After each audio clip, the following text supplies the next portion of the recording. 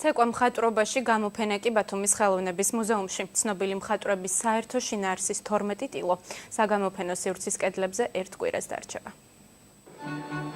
რენატა დომაგალსკას ფლამენკო, ჰანს თომას მოცეკვავე ბავშვები და სანდრო ბოტიჩელის სამიგრაცია. ეს იმ ნამუშევრების არასრული ჩამონათვალია, რომლებიც ხელოვნების მუზეუმში გამოიფინა.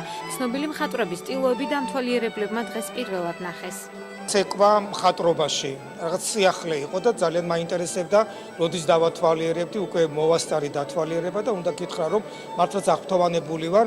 ზოგი რამ შეიძლება ნანახი მქონდა, მაგრამ მთლიანობაში ამდენი კომპოზიცია ერთად არ მინახავს. ცეკვა მხატვრობაში გამოფენა, როგორც ორგანიზატორები ამბობენ, წელიწადის ამ დროს სპეციალურად შეარჩიეს 12 ნამუშევარი, რომლებსაც ერთი საერთო შინაარსი ცეკვა აერთიანებს, ხელოვნების მუზეუმში ერთ კვირას დარჩება. გვინდოდა გაზაფხულთან დაკავშირებით რაიმე უფრო იმედიანი და უფრო მხიარული რამე გაგვეკეთებინა და გავაკეთეთ რეპროდუცირებული ბანერების სახით მსოფლიოში ცნობილი მხატვრების, დიდოსტატების თემატური სურათებია შერჩეული. ქაღალდითა და მაქმანებით შესრულებულმა ქალის ამ სილუეტებმა კი დამთვალიერებლები რამდენიმე საათით წინა საუკუნეში დააბრუნა.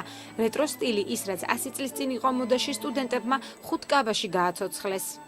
რაღაც დღე უნდა დაინიშნოს, ისეთი რომ ის გასული საუკუნის ბათუმი რომ წარმოჩნდეს და ასეთი კაბებით ერთი დღე მაინც გაისეირნონ ბათუმელმა ქალბატონებმა ჩვენს ქუჩებში. ესეთი ეპოქაა, როცა მოდაში იყო ტანგო, აი ესეთი ცეკვები, ძალიან ქალური და ხვეწილი და ვფიქრობთ, რომ ნამდვილად შეესაბამება ამ გამოფენას ჩვენი ქაღალდის კაბები.